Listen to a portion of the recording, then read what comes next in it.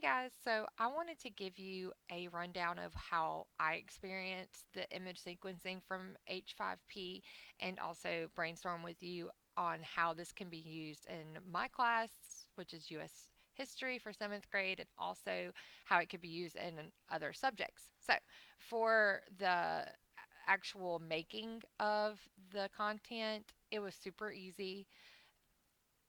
Whenever you give the image a description, it pops up over here, which is super helpful whenever you're ordering these because whatever order you put them in here will be the correct order when the students do the sequencing themselves.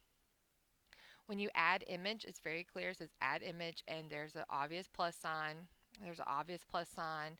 It's very clear where you go first. You go here first. Of course, for this one, it looks like you go here first, but actually, you go up here, you add your image, and I think, very cool that in addition to an image, you can upload an audio file to describe the image, or you could put a URL. I think a URL would come in handy for students who keep missing the same ones that they might could go and review and reteach themselves. If this was like a homework assignment or a flipped classroom environment, they can go in and teach themselves, reteach themselves the content.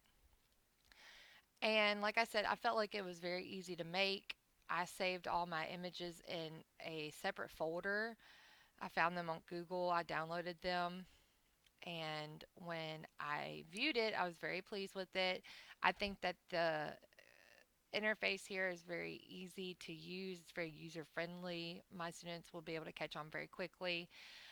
The check button, the show solution button. Yeah, I think this is a great piece of content because my students have an issue with sequencing and putting things in related order or putting things in chronological order, which can, as teachers, we know that plays a big role in how things happen because it's cause and effect. Well, my students have a big problem with that, and I think this is a great way to practice that that learning, that thinking skill.